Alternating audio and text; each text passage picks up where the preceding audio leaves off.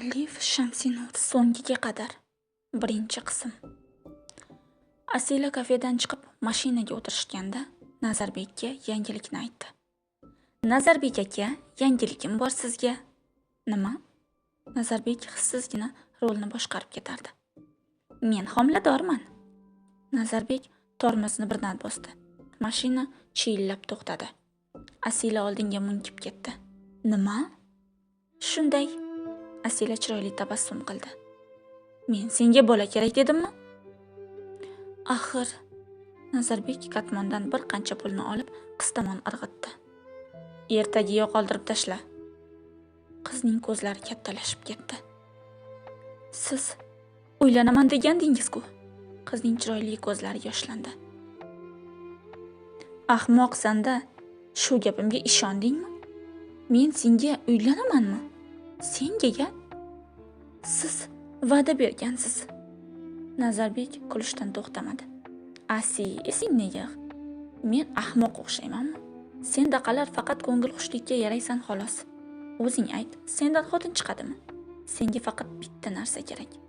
Tirnog'ingni qara, shu tirnoq bilan sen ovqat qila olasanmi?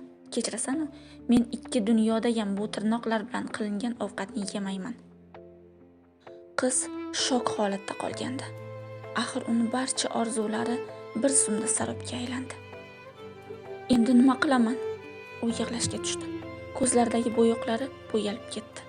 O'zingga qarab ol. Nazarbek unga quruq salfetkani uzatdi. Asila titragancha ko'zlarini artdi. Men buni shunday qo'ymayman. Nima qilasan? Sudga borasanmi? Men majburladimmi? Buni hech biri bo'lmagan bizda. Hayotdan zavqlansang-chi. Iflos. Hey, og'zingga qarab gapir. Jahlimni chiqarsang, meni taniy olmaysan.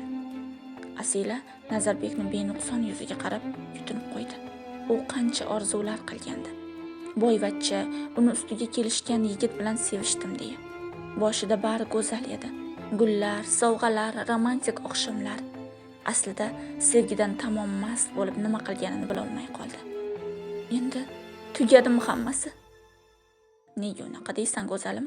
Bolani oldir, yuraveramiz. Nazarbekni bir tuk ham qilt etmadi. Shunchalar ham Asila boshqa so'z ayta olmadi. Ey, bo'ldi, bas qil. Didiyoyingni. Bu yerda sen, uyda xotin qo'ymaydi. Yashashga qo'yasanlarmi?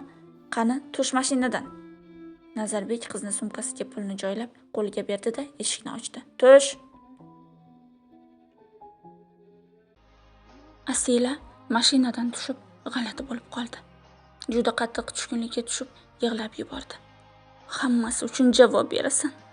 Keyin sumkasidan telefonini olib, kursdoshi juda ham yaqin bo'lmasa ham hozirda dalda bera oladigan odamiga qo'ng'iroq qildi. Allo, Samina? Yig'layapsanmi? Sen haq ekansan. U nomard ekan. Nazarbek mashinani ortga qaytarib uyga yo'l oldi. Biladi. Kechiksa otasidan naq baloga qoladi. Yoshi 25 ta bo'lsa ham otasini oldida yerga qarab turadi.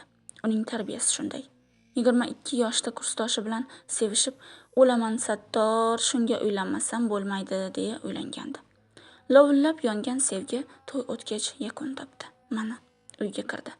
Xotin uni liq kutib oldi. Nazarbek esa unga hissiz nigoh tashlab, bir so'z demay o'tib ketdi. Gulnoza yana ko'ngli og'rigancha qarab qolaverdi. Xonasiga kirganda ham ortidan kirgan xotiniga bir bor qiyo boqmadi. Nazarbek aka, nima deysan? Nazarbekning qo'pol ovozi yangradi.